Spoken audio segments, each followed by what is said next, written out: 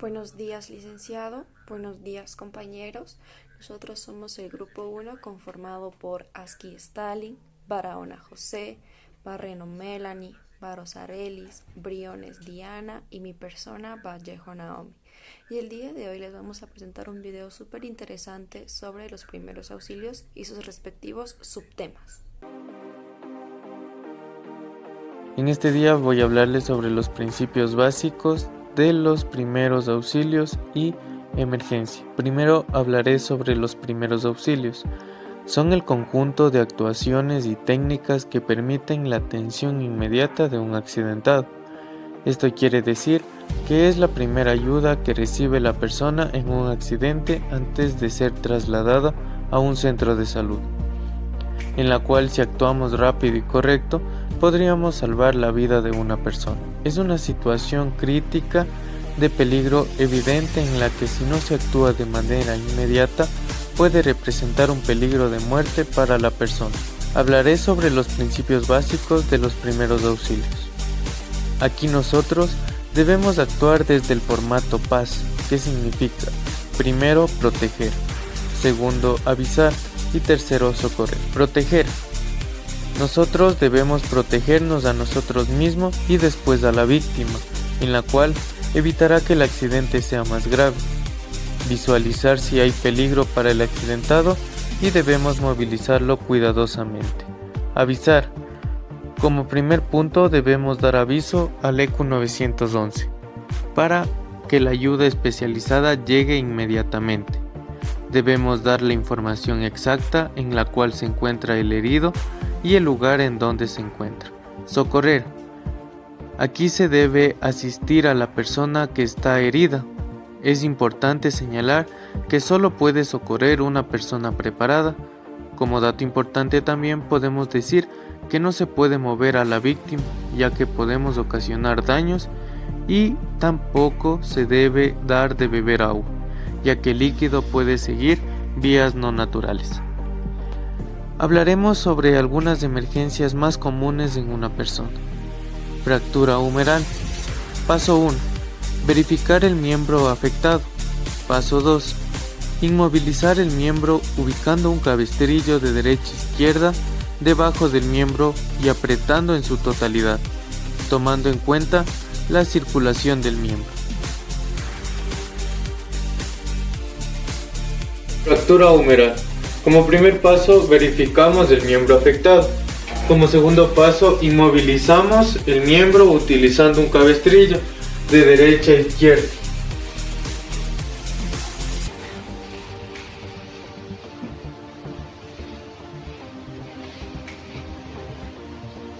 Apretando fuertemente la zona afectada.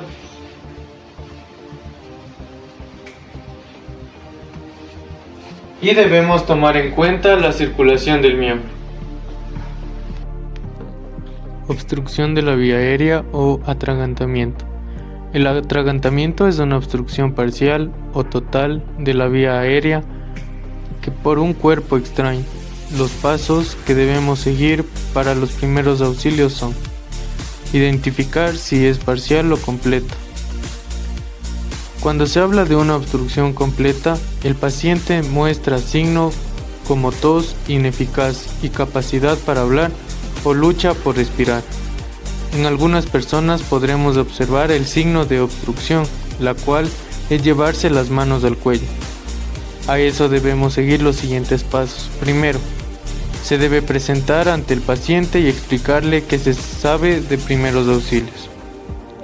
Luego nos situamos detrás de la persona y rodearla con ambos brazos por la parte superior del abdomen, inclinando hacia adelante. Tercero, situar el puño entre el ombligo y el tórax, ayudando con la otra mano que no está haciendo puño a que empujar fuertemente y rápido de adentro hacia arriba.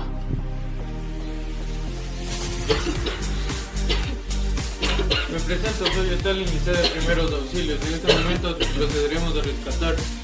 Ubicamos el puño entre el ombligo y el tórax. Con la otra mano que no estamos haciendo presión, hacemos fuerza y de abajo hacia Para arriba, tratar una hemorragia para que salga en una de zona distal, en la extremidad superior, presionaremos sobre la herida, utilizando un apósito hasta lograr detener el sangrado. Si la hemorragia continúa y el apósito se empapa de sangre, no tenemos que retirarlo. Sobre esta misma colocaremos otro apósito para no retirar el coágulo que se está formando. Y luego, con la ayuda de un vendaje, se la envuelve y así hará presión. Si ésta se empapa con el apósito, no lo retiraremos, sino colocaremos otro apósito y lo volveremos a vendar, ya que si lo retiramos del apósito, estaríamos quitando los coágulos que se van formando y por ende la hemorragia no pararía. Detener una hemorragia externa. Para detener una hemorragia externa utilizaremos el método de compresión directa, en donde nosotros con apósitos colocaremos sobre la herida, haciendo un poco de presión.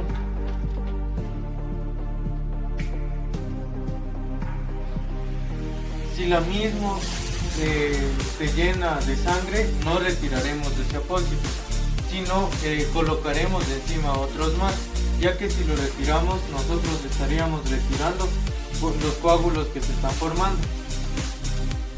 Aquí, con la ayuda de un vendaje, nosotros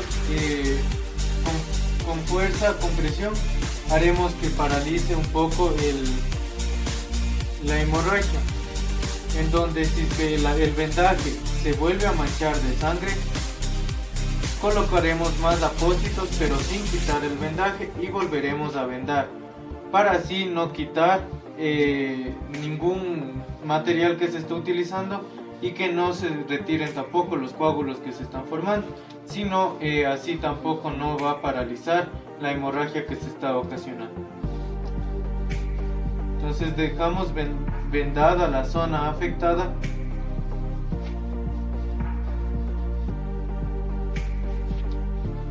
con poco de presión, para así poder tranquilizar la hemorragia hasta que llegue el personal adecuado para que la trate la misma.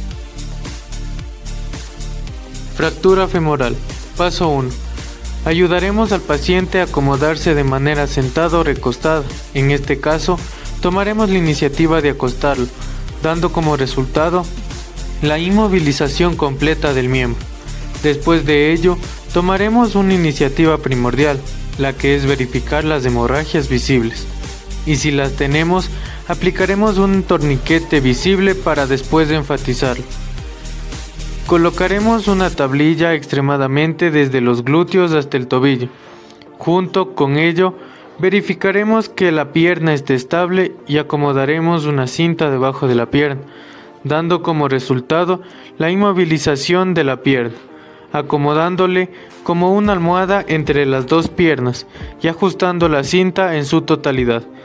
Esto le dará estabilidad, comodidad y no habrá flexibilidad de la pierna.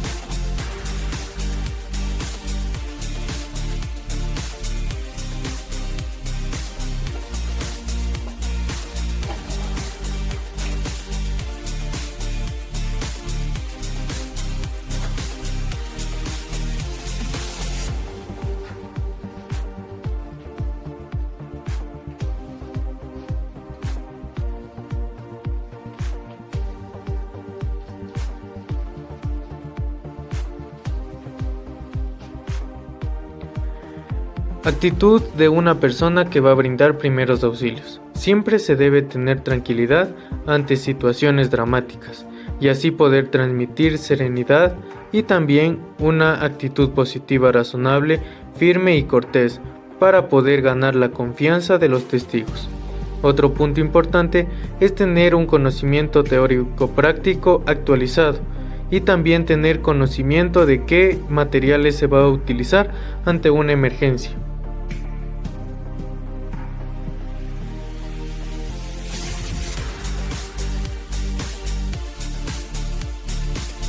Protocolo de manejo ante diferentes tipos de emergencia. Las situaciones de emergencia son aquellas en las cuales se produce el acto de mantener en peligro el bienestar de las personas. Esto con el fin de provocarles algún tipo de lesión o algún tipo de catástrofe. Este tipo de emergencias nunca van a ser las mismas, debido a que siempre va a haber otro tipo de situaciones de emergencia en donde siempre se deberá contar con el mismo o con diferente personal adecuado o apto. Estos tipos de percances que surgen de una manera inesperada suelen ocurrir por diferentes factores, por algún fenómeno natural, algún accidente con productos químicos o pueden suceder de alguna manera inesperada. También estos tipos de situaciones de emergencia pueden suceder también por desastres o algún tipo de accidente, como viene siendo lesiones deportivas, entre otros tipos de accidentes. En cualquier tipo de entorno, sea desde el hogar, en entornos laborales o entre cualquier otros muchos lugares, siempre es necesario tener la preparación y la respuesta adecuada para responder a cualquier tipo de situaciones de emergencia. Esto con la finalidad de mitigar todos los riesgos y sobre todo preservar tanto la seguridad como la salud de las personas.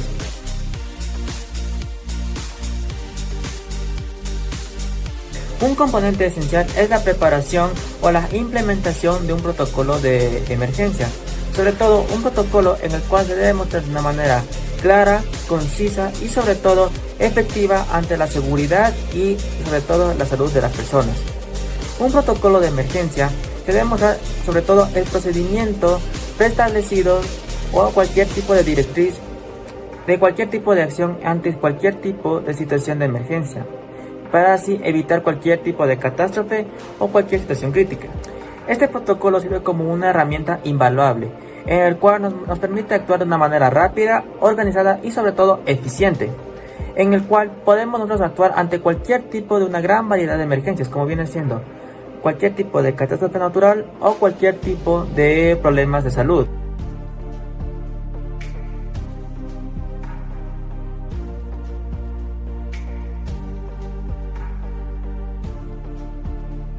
Ya, estamos en un caso de convulsión. Para empezar, ¿qué es la convulsión? La convulsión viene siendo un movimiento brusco de los músculos e incontrolable. Esto puede causar debido a que las células nerviosas del cerebro se irritan, se sobreexcitan o de alguna manera tienen una presión que se altera.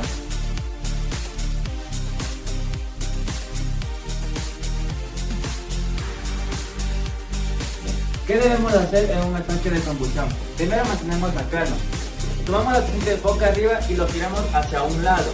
De preferencia colocamos algo blando debajo de su cabeza.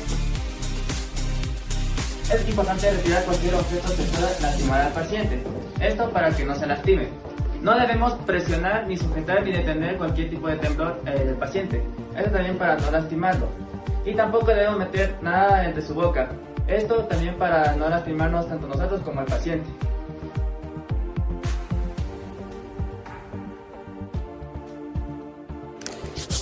Como un punto a destacar acerca de las convulsiones, hay que hablar acerca de que las convulsiones pueden ser causadas por diferentes condiciones médicas, tanto como por trastornos neurológicos como la epilepsia. También puede suceder por la fiebre alta, traumatismos cerebrales, trastornos metabólicos o incluso por la abstinencia de sustancias como el alcohol o ciertos tipos de medicamentos, en las cuales también pueden provocar una seria convulsión.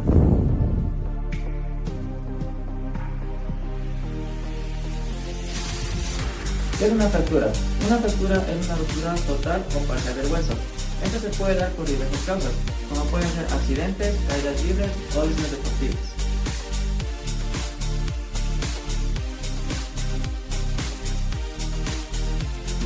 ¿Qué debemos hacer en un caso de fractura? Lo primero, debemos evitar movilizaciones, tanto propias como las del paciente. Como segundo paso, debemos quitar la ropa en la zona afectada. Si es que le causamos mucho dolor, debemos cortarlo con unas tijeras. Una vez quitada la ropa de la zona afectada, procedemos a inmovilizar la extremidad del paciente con la ayuda de una fédula o algún tipo de material que pueda inmovilizar la parte afectada. No debemos igualar el hueso, esto con el fin de seguir causando algún tipo de dolor o algún tipo de lesión.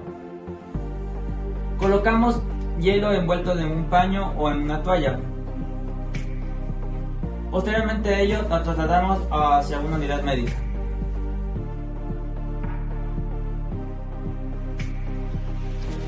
Como un punto a destacar, hay que hablar de que existen diferentes tipos de formas de clasificar las roturas de hueso, dependiendo obviamente del tipo de daño, y estas se clasifican en fractura completa, en la cual el hueso se rompe en dos partes; fractura en tallo verde, en la cual el hueso se rompe pero no se separa en dos partes. Este tipo de fractura es típica de los niños. También existe la fractura simple, en la cual el hueso se quiebra por alguna parte; fractura abierta, en la cual el hueso sobresale a través de la piel; y por último la fractura cerrada, en la cual hay rotura pero no sobresale el hueso por la piel. También es importante mencionar acerca de las férulas. Las férulas mantienen el hueso inmóvil y lo protegen hasta que pueda llegar un médico. Para hacer una férula temporal se puede utilizar tanto cartón, cartulina o diarios doblados y envolverlos en una cinta o un tipo de venda elástica.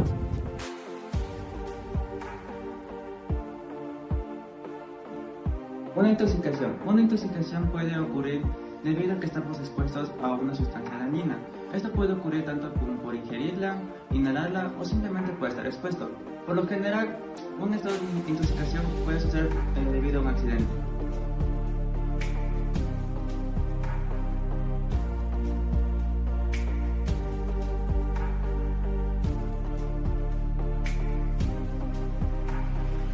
Este es un caso esencial, no debemos provocar el vómito en el paciente. En el caso de que el paciente empiece a vomitar, con ayuda de un pedazo de tela envolvemos nuestra mano y limpiamos alrededor de la boca.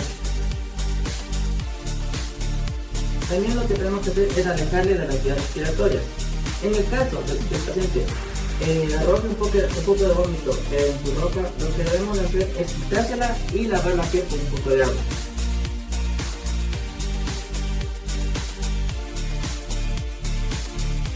¿Qué debemos hacer en un caso de intoxicación por inhalación?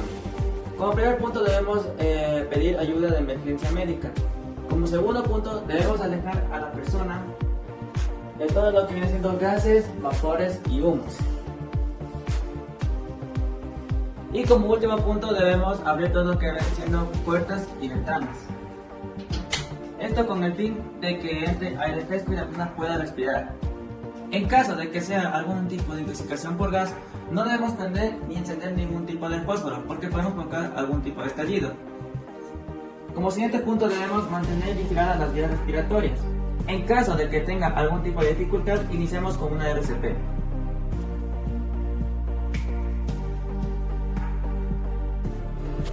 Como un punto a destacar acerca de las intoxicaciones, podemos dar en cuenta de que en muchos de los casos es crucial buscar atención médica inmediata en caso de intoxicación.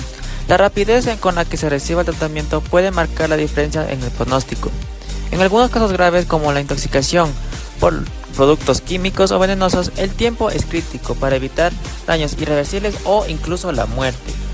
También como un punto a destacar es que vale aclarar que la intoxicación por lo general suele suceder en tanto los niños pequeños, ya que son particularmente susceptibles a las intoxicaciones debido a su curiosidad natural y su falta de comprensión sobre lo que es seguro o peligroso.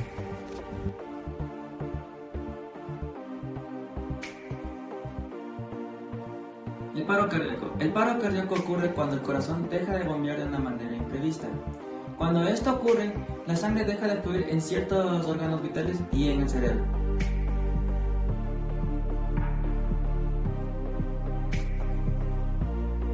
¿Qué debemos hacer en un caso de paro cardíaco? Como primer punto debemos examinar la seguridad del paciente. Esto para no correr ningún tipo de riesgos innecesarios.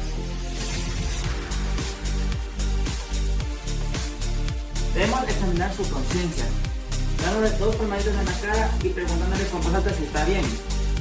Esto también tenemos que hacer llamando a emergencias mientras preparamos para una RCP. La RCP se debe iniciar con 30 compresiones en el pecho y 2 respiraciones, mientras buscamos ayuda.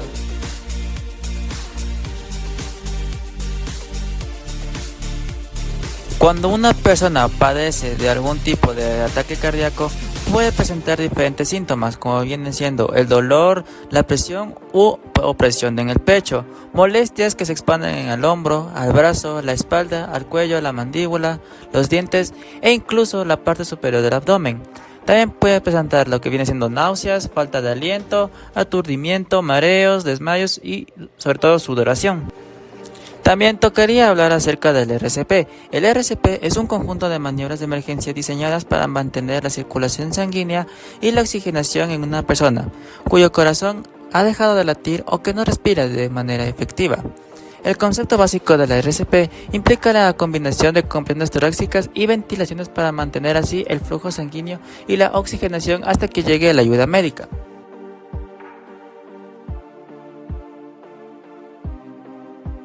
Las quemaduras son daños al tejido provocadas por el calor, sustancias químicas, radiación, electricidad y la luz solar.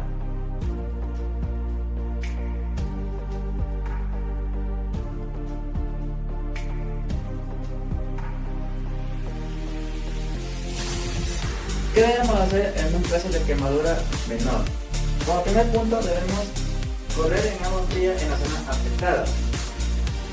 Este paso puede tardar entre 5 y 30 minutos. Debemos mantener al paciente relajado y calmado. Una vez terminado con el primer paso, como segundo punto debemos, con ayuda de algún tipo de vendaje o baño limpio, debemos cubrir la zona afectada sin ejercer ningún tipo de presión. El ibuprofeno o paracetamol pueden también ayudar a aliviar el dolor. Este tipo de quemaduras suelen sanarse sin ningún tipo de tratamiento adicional.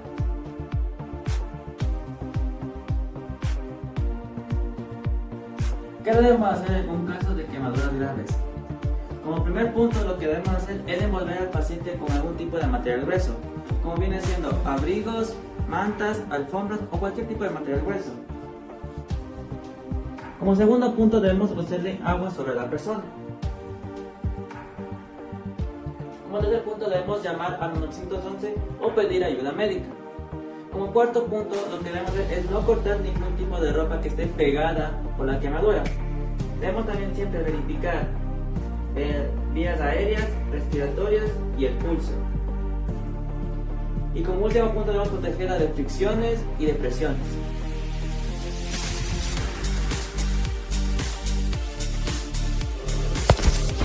Al hablar de las quemaduras, hay que hablar acerca de las quemaduras menores. Las quemaduras menores pueden dividirse en tanto como la quemadura de primer grado, en las cuales solamente afectan la capa externa de la piel, causan solamente un dolor, enrojecimiento e hinchazón.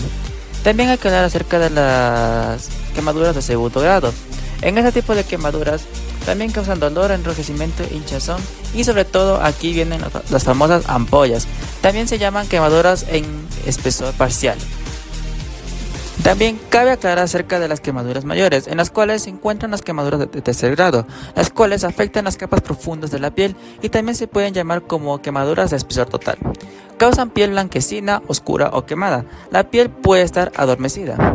En las quemaduras mayores también se pueden incluir quemaduras de segundo grado en las manos, los pies, la cara, la ingle, los glúteos o sobre una articulación importante. Hoy hablaremos sobre los traslados de pacientes, tanto de manera práctica como de manera teórica, ya que es fundamental conocer los pasos que se deben llevar a cabo, manteniendo la comodidad y sobre todo la seguridad del paciente. Definamos qué es traslado del paciente. Traslado del paciente es el proceso que se lleva a cabo para movilizar al mismo de un lugar a otro, ya sea dentro de la clínica u hospital o incluso en situaciones médicas. Tenemos que considerar que los traslados de pacientes se pueden realizar por diferentes razones, ya sea exámenes médicos, cambios de habitación, cambios de posiciones o incluso por situaciones de emergencia. Realizar traslados de una manera adecuada, insegura, puede tener consecuencias graves. No solo causar caídas, sino también causar complicaciones médicas, por lo cual es fundamental minimizar estos riesgos y asegurar al paciente y al personal médico.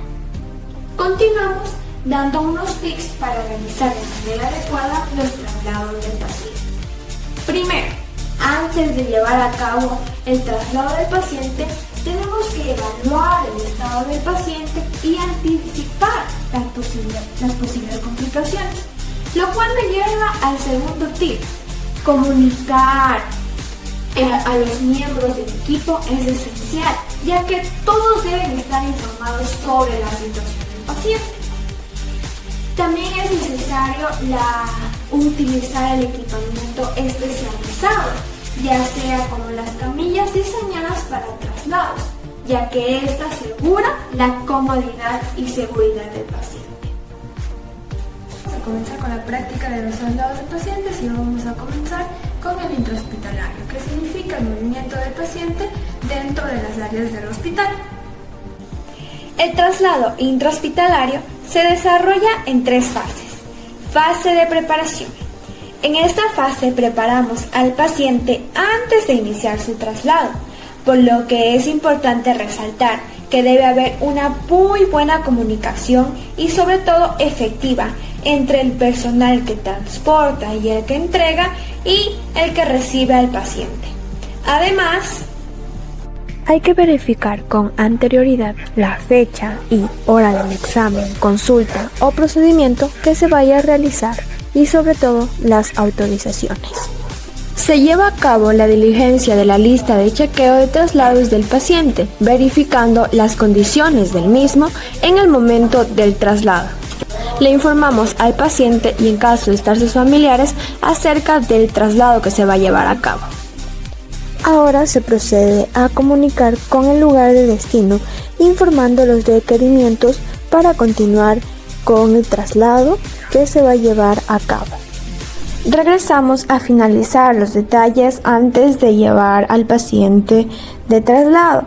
Verificamos el estado de conciencia, preguntándole que cómo está, cómo se encuentra, revisando la vía aérea, los signos vitales, entre otros. Fase de transporte. En algunas ocasiones, de acuerdo a las condiciones del paciente, se requerirá la participación de otros integrantes del equipo de salud. Durante el traslado tenemos que considerar el paso por las puertas y verificar si es que el paciente presenta algún cambio durante el traslado. Existen varios tipos de traslado intrahospitalario, por ejemplo, el traslado hacia imagenología. Aquí se deberá preparar al paciente para el paso a la camilla de diagnóstico. También está el traslado de hospitalización desde o hacia el área quirúrgica. Aquí se debe tener en cuenta la preparación del paciente, revisar los permisos, los consentimientos que se han dado y se lo debe realizar 1 hora antes de la programación de la cirugía. Pero ahora nos enfocaremos en el traslado del paciente hacia el retiro de férula.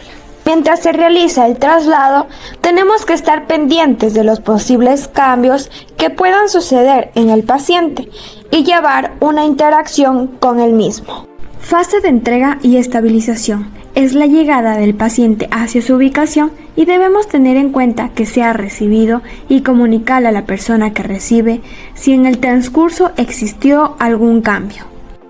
Ahora vamos a realizar el traslado de una cama a una silla. Primero, acomodamos la silla y confirmamos si es segura. Posteriormente, nos colocamos enfrente del paciente, bloqueando la pierna del lado al que se dirige el giro con nuestras rodillas, para que el paciente no realice una flexión y caiga en la cama. Ahora, vamos a pedirle al paciente que se tome de nuestra cintura y hay que evitar que tome de nuestro cuello porque nos puede causar alguna lesión. A continuación, sujetamos sus escápulas con la palma de la mano abierta y procedemos a hacer el giro. Lo colocamos suavemente en su silla y lo acomodamos en caso de que sea necesario. proseguimos a la transferencia del paciente desde el borde de la cama al decúbito supino. Para realizarlo, comenzamos colocándonos en el lado donde el paciente va a apoyar su cabeza y colocamos nuestro brazo derecho en la parte posterior de las rodillas y nuestra mano izquierda en los hombros, por lo que ahí es donde vamos a girar en pivote hacia la cama del paciente y subimos sus piernas con precaución. Traslado en situaciones de emergencia, silla de la reina. Primero, vamos con la persona que está en el suelo y le preguntamos si es que puede moverse. En caso de así serlo, le ayudamos a levantarse.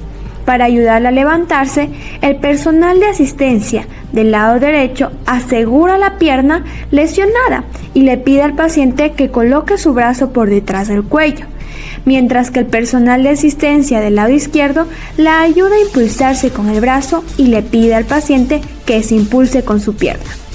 Ahora continuamos con la silla de la reina. Para realizar el traslado, comenzamos explicándole al paciente cómo se va a realizar este traslado para que esté tranquilo y también coordinamos con la persona que nos está asistiendo. Entonces, la persona que se encuentra en el lado derecho del paciente, con su brazo derecho va a tomar la pierna y con el brazo izquierdo va a tomar el brazo de su asistente para realizar una especie de espaldar. Y la persona que se encuentra en el lado izquierdo del paciente va a tomar con su mano izquierda la pierna izquierda del paciente y con su mano derecha va a reforzar el espaldar. Y le pedimos al paciente que apoye sus brazos en los hombros del personal de salud. Y por último, lo llevamos a un lugar donde lo puedan atender.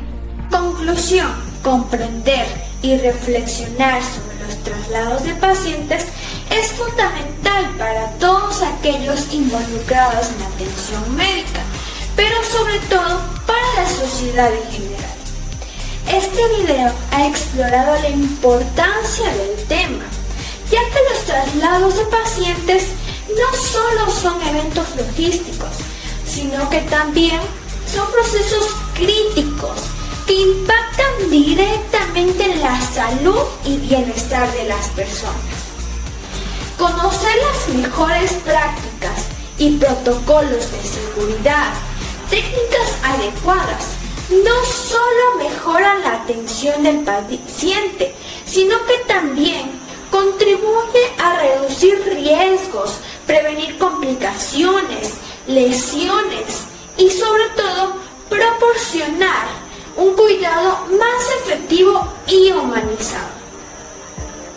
En última instancia, la conciencia y comprensión de los traslados de pacientes son esenciales para garantizar una atención médica segura, eficiente y sobre todo centrada en el paciente.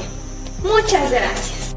A continuación vamos a hablar sobre el protocolo ATLS. Hablaremos de en qué consiste el ATLS, principios fundamentales del ATLS, secuencia de evaluación primaria y la práctica del ABCDE. ATLS significa soporte vital avanzado en trauma. Este es un protocolo médico diseñado para el manejo inicial de pacientes con trauma grave. Se basa en un enfoque sistemático y estandarizado para la evaluación y el manejo de pacientes con lesiones traumáticas. Por ejemplo, una persona que tuvo un accidente automovilístico, como podemos ver en la imagen, este protocolo serviría para proporcionar un tratamiento rápido y efectivo para mejorar la tasa de supervivencia. Los principios fundamentales del protocolo ATLS. Estos se dividen en 5 fases. La primera fase, o evaluación inicial y priorización. Este es un proceso que se conoce como evaluación primaria y se centra en identificar y tratar rápidamente las amenazas potencialmente mortales para la vida, como son los problemas con la vía respiratoria, la respiración, la circulación y el estado neurológico del paciente. En la fase 2, evaluación secundaria, Es una fase que implica la revisión más detallada del paciente en busca de lesiones no evidentes durante la evaluación primaria. En la fase 3 tenemos historia y mecanismo de lesión. Se presta especial atención a obtener una historia del evento traumático y el mecanismo de lesión para identificar posibles lesiones ocultas. En la fase 4 o manejo de lesiones tenemos pautas específicas que hay que seguir en caso de lesiones traumáticas comunes como son fracturas, lesiones en el tórax, abdominales, en la columna o entre otros. En la fase 5 tenemos comunicación y documentación. La importancia de la comunicación eficaz y la documentación adecuada para garantizar una transición fluida de cuidado del paciente entre los diferentes niveles de atención médica. A continuación les voy a hablar sobre situaciones donde se utiliza el protocolo ATLS. Tenemos el caso de accidentes de tráfico. En casos de accidentes automovilísticos, motocicletas o cualquier otro tipo de colisión vehicular que resulte un trauma significativo. Tenemos caídas desde alturas. Personas que han sufrido caídas desde lugares elevados como escaleras, edificios o plataformas. También tenemos accidentes industriales, trabajadores que han sufrido lesiones graves en entornos laborales, como atrapamientos, caídas de alturas o exposición a sustancias peligrosas. Tenemos las lesiones deportivas graves, atletas que han sufrido lesiones traumáticas importantes durante las prácticas de deportes, como fracturas graves, lesiones en la cabeza o lesiones en la columna vertebral. También tenemos desastres naturales. Personas afectadas por desastres como terremotos, huracanes, inundaciones, donde las lesiones traumáticas son comunes.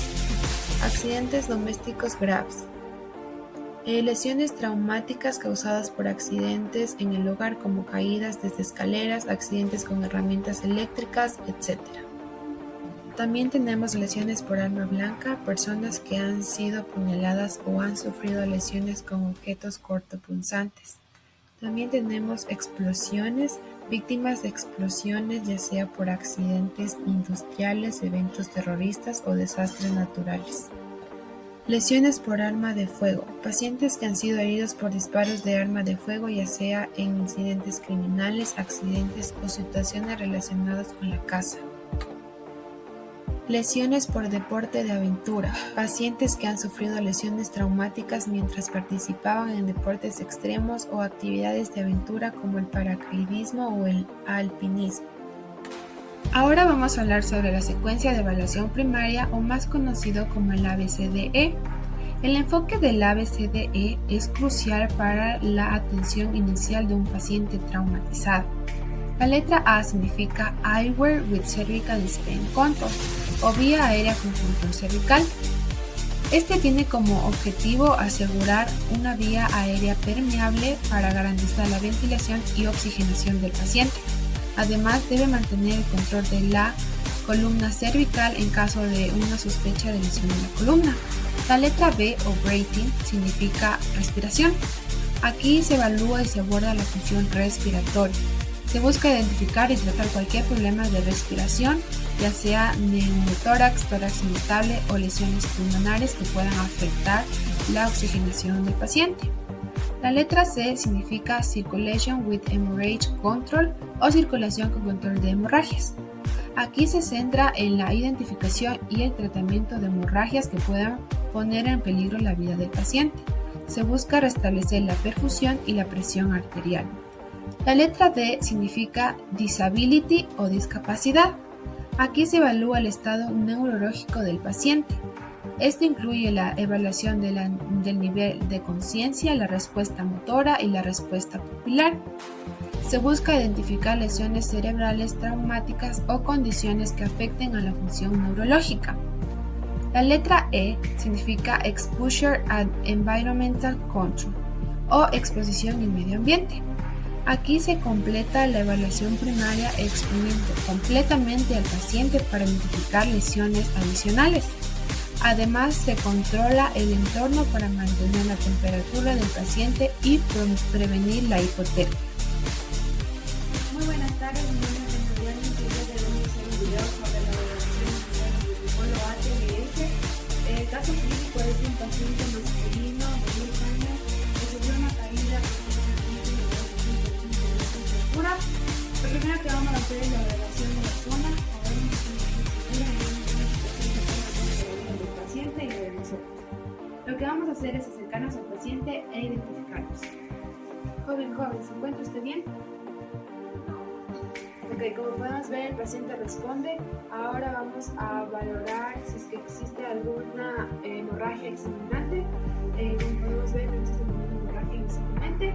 Ahora vamos a valorar la vía respiratoria. Es una respiración permeable, una respiración rápida y una respiración superficial, lo que nos indica que existe dolor y hay una situación que impide que el paciente pueda respirar correctamente.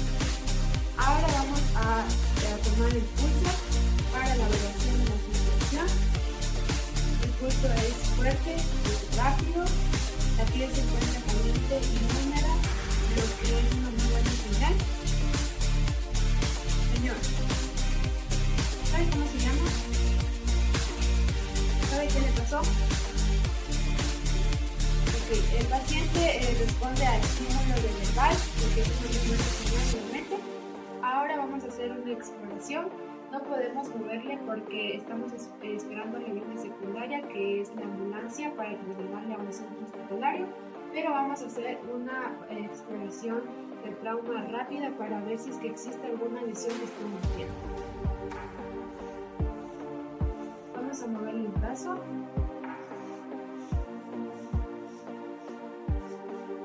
¿Duele? Sí. ¿Existe dolor de la espalda? Posiblemente exista una fractura de una costilla. ¿Duele? ¿Tiene dolor pélvico?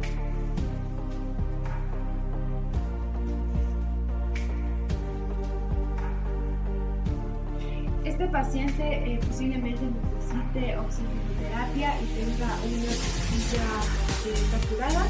Ahorita lo que vamos a hacer es esperar la ayuda secundaria o para la ambulancia para trasladarlo al hospital. Mientras tanto vamos a estar pendientes del paciente y hacer la evaluación inicial a la Bueno, en conclusión podríamos decir que el protocolo ATLS desempeña un papel crítico e importante en la atención de pacientes traumatizados, puesto que proporciona una estructura organizada y basada en evidencia para el manejo de situaciones de emergencia médica. Es de suma importancia en el ámbito de la salud. También su implementación contribuye significativamente a la mejora de los resultados y la calidad de la atención en situaciones de trauma grave, en pacientes que a lo mejor sufrieron un accidente que necesita de atención inicial rápida, y el protocolo ATLS nos ayudaría a que la tasa de supervivencia sea alta. Muchas gracias por su atención prestada. Hoy les hablaré sobre los tipos de inmovilizaciones. Los tipos de inmovilizaciones se refieren a las técnicas que se utiliza para limitar o poder restringir el movimiento de una parte específica del cuerpo, con el objetivo de prevenir lesiones adicionales o facilitar la recuperación de una lesión existente. Pueden ser causadas ya sea por esguinces, fracturas o lesiones, entre otras.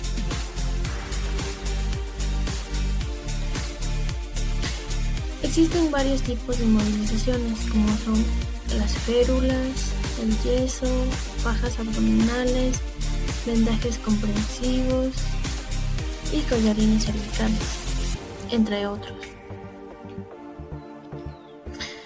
Las férulas. Las férulas son dispositivos rígidos, o también se los puede considerar dispositivos semirrígidos que se colocan alrededor de una extremidad para mantenerla en una posición fija. Este tipo de inmovilizaciones pueden estar hechas de materiales como yeso, plástico o metal, y se utilizan para inmovilizar fracturas, esguinces o lesiones en los huesos o articulaciones. El yeso. El yeso es un material que se utiliza ampliamente en la inmovilización de fracturas óseas y se aplica en forma de vendajes. El yeso es un material que se utiliza ampliamente en la inmovilización de fracturas, tanto óseas, que se lo aplica en forma de vendaje impregnado en agua tibia y se endurece al secarse. Esto proporcionará una estructura rígida que mantendrá los huesos en su posición correcta durante el proceso de curación. Como otro tipo de inmovilización, tenemos a los vendajes compresivos, que nos ayudarán a reducir la inflamación y a estabilizar la zona afectada, permitiendo una recuperación rápida. Estos vendajes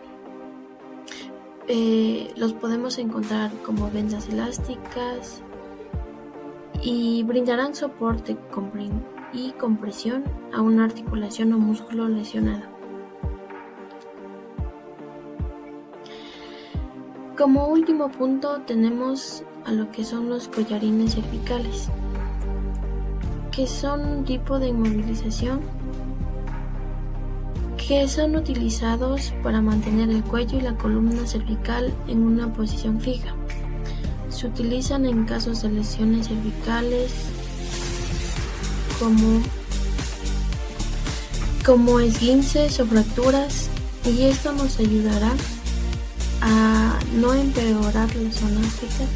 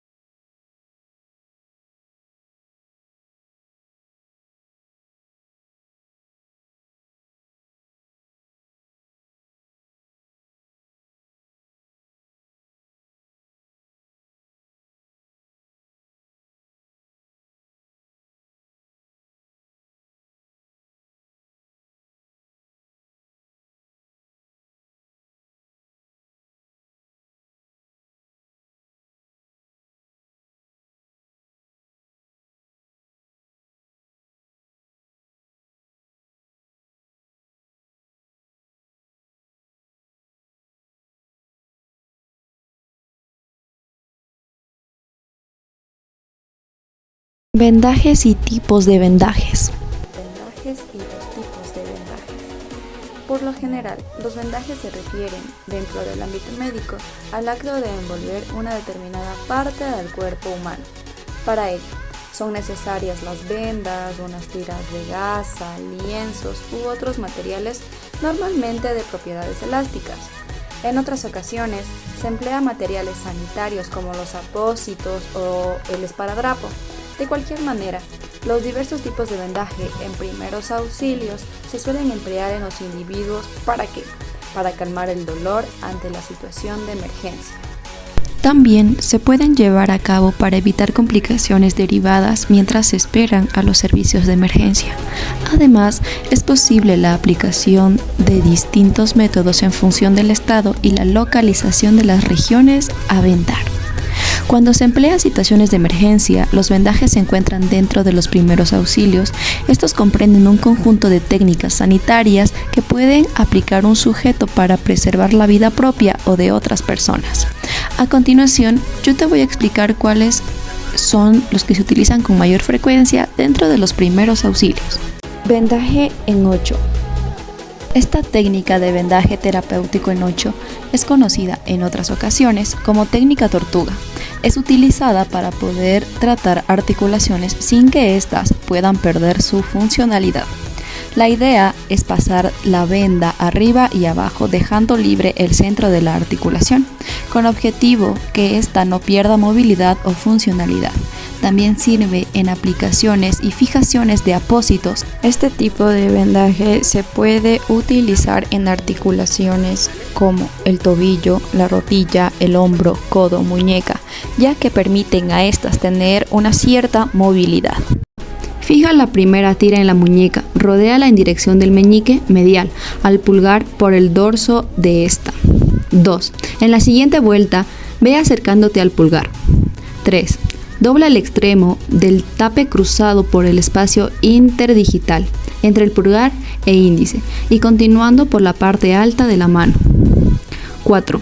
Pasa de nuevo por el lado medial de la muñeca, junto a las tiras ya puestas, y por la base de la mano, ves de nuevo hasta la base del pulgar. 5. Rodea la articulación del pulgar, cambia la dirección y ve hacia el lado medial por la palma de la mano, pasando por encima de la última tira. 6. Continúa por el dorso de la mano hasta la base del pulgar y repite el paso 3. 7. Continúa con el paso 4. 8. Dibuja un 8 alrededor del pulgar de la muñeca, pasando por el dorso de la mano y rodeando el pulgar por el espacio interdigital para dirigirte hacia la muñeca. Acabamos dando una vuelta a la muñeca, pasando primero por la zona palmar y acabando en el dorso. Vendaje en espiral. Por lo general, se aplica en las extremidades para protegerlas y realiza una función compresiva. Las vueltas sucesivas se suponen parcialmente a medida que se recubre progresivamente la zona afectada. En este caso, la venda cubre los 2/3 de la vuelta anterior y se sitúa algo oblicua al eje de la extremidad. Esta técnica es comúnmente utilizada en lesiones de tobillo, lesiones de muñeca o lesiones de rodilla y es efectiva para reducir la hinchazón y también proporcionar estabilidad a la articulación. Vendaje circular.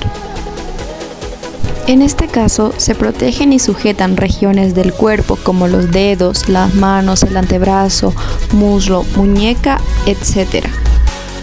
Se usa para fijar el extremo inicial y final de una inmovilización.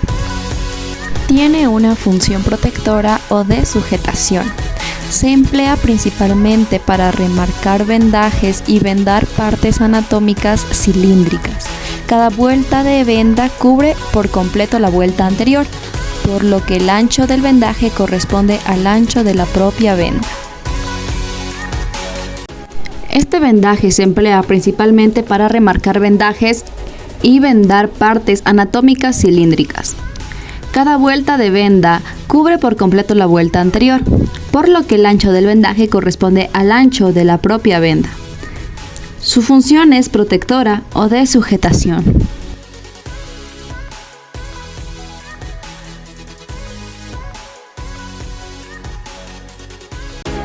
Vendaje en espiga. Se suele utilizar para miembros inferiores, aunque se puede utilizar en ciertas ocasiones para las superiores. La finalidad de este vendaje es comprimir y beneficiar el retorno venoso de la zona a vendar. Para realizar el vendaje se utiliza la misma técnica que en el vendaje de espiral, con la diferencia que vamos retrocediendo en cada giro, superponiendo cada vuelta. Se inicia dando vueltas circulares.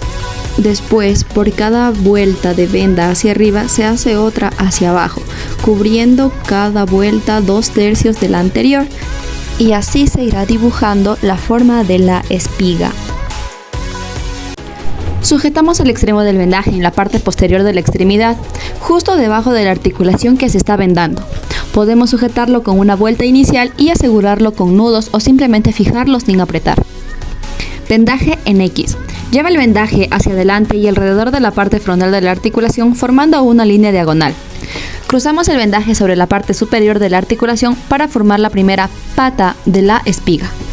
Nos aseguramos que las tiras se crucen de manera firme pero no demasiado ajustada para que no le cause molestias al paciente. Continuamos alternando entre las líneas diagonales hacia adelante y hacia atrás para formar la serie de X o espigas alrededor de la articulación. Cubrimos toda la zona afectada, asegurándonos de proporcionar un soporte firme y uniforme. Cuando ya hayamos finalizado, después de aplicar el vendaje, verificamos la circulación de la extremidad, asegurándonos de que no haya entumecimiento, palidez o hinchazón excesiva. Vendaje compresivo. Se cubre desde la base de los dedos con tracción hacia afuera de la piel para mayor compresión. Se recomienda también fijar con tela adhesiva corta en tiras gruesas y largas para asegurar que no se mueva al caminar. Este tipo de vendaje es utilizado para ejercer una compresión progresiva a nivel de una extremidad, de la parte distal a la parte aproximal, con el fin de favorecer el retorno venoso. También se usa para limitar el movimiento de algunas articulaciones en el caso de las contusiones y esguinces de primer grado. El objetivo del vendaje compresivo es que, situándolo sobre la herida y aplicándole cierta presión, se consigue que se detenga la hemorragia. Como conclusión podemos decir que los vendajes son técnicas de aplicación de materiales como vendas y apósitos sobre una parte del cuerpo. ¿Con qué objetivo? Con el objetivo de proporcionar soporte, compresión, inmovilización o protección. Existen diversos tipos de vendaje, cada uno diseñado para cumplir una función específica. Dentro de los tipos de vendaje tenemos el vendaje compresivo, con el objetivo de controlar la hinchazón y proporcionar soporte. El uso es común en lesiones de tobillo y muñecas. Tenemos también los vendajes de figura de 8, con el objetivo de inmovilizar y proporcionar soporte a articulaciones como la rodilla o el tobillo. Se usa principalmente en lesiones en ligamentos o esguinces. Como tercer punto tenemos el vendaje de espiga, con el objetivo de proporcionar soporte a partes del cuerpo, especialmente a los músculos. Este se usa principalmente en lesiones musculares o articulares, pero leves. Como cuarto punto tenemos el vendaje en espiral, con el objetivo de proporcionar soporte y compresión. Principalmente se usa en lesiones en extremidades como los brazos y las piernas. Esos son los principales vendajes en primeros auxilios. Pero de ahí existen millones de vendajes, como el vendaje de cabeza, pañuelo, con el objetivo de inmovilizar las heridas en la cabeza y controlar las hemorragias. Principalmente su uso es en traumatismos craneales, heridas en el cuello. También tenemos las vendas de yeso, con el objetivo de inmovilizar completa una extremidad. Principalmente se usa en fracturas óseas o en alguna lesión muscular, pero principalmente en fracturas óseas. También tenemos el vendaje triangular para cabestrillo, con el objetivo de inmovilizar el brazo y el codo. Su uso principal es en fracturas de clavícula o las lesiones del brazo. Otro tipo de vendaje es el vendaje neuromuscular, con el objetivo de proporcionar soporte muscular y mejorar la circulación. Principalmente se usa común en el ámbito deportivo para prevenir las lesiones y para mejorar el rendimiento del deportista. También tenemos el vendaje elástico cohesivo, con el objetivo de proporcionar compresión sin adherirse a la piel. El principal uso de este es ideal para vendajes en áreas que requieren movimiento, como las articulaciones. También existe el vendaje de yeso funcional, que es muy similar al vendaje de yeso tradicional, pero permite cierto grado de movilidad en las articulaciones para evitar la rigidez total. Se utiliza prácticamente y más en fracturas estables. También tenemos el vendaje de apoyo tapping. Una de las características principales de este vendaje es que se utiliza para proporcionar soporte y estabilidad a los músculos y articulaciones durante la actividad física. Este puede ser elástico o no elástico, según el grado de compresión deseado. Tenemos también el vendaje en abanico o en cruz. Una de las características de este vendaje es que se utiliza para cubrir áreas extensas del cuerpo. Puede ser útil en situaciones de quemaduras o lesiones extensas en la piel. También tenemos el vendaje compresivo de presión graduada, con la característica que proporciona una comprensión viable, siendo más ajustado en la base y disminuyendo arriba. Se utiliza para mejorar la circulación y reducir la hinchazón. También tenemos el vendaje de malla tubular, que con característica que se trata de una manga de tejido tubular que se desliza sobre una extremidad para ofrecer soporte y compresión. Es muy útil en áreas donde es difícil aplicar vendas convencionales.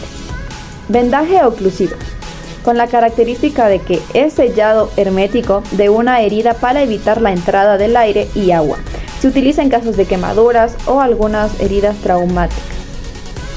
También tenemos el vendaje de presión puntual, con la característica en la cual se aplica directa sobre un punto específico, con el caso de las hemorragias menores o la prevención de la formación de hematomas. También tenemos el vendaje hidrocoloide, con la característica que es utilizada un apósito que contiene sustancias gelatinosas para mantener el ambiente húmedo y favorece la cicatrización. Este tipo de vendaje se usa en heridas superficiales y úlceras. Y como último punto tenemos el vendaje de descompresión, que una de las características es que ofrece soporte y compresión, utilizado comúnmente en la prevención y tratamientos de esguinces y de extinciones musculares.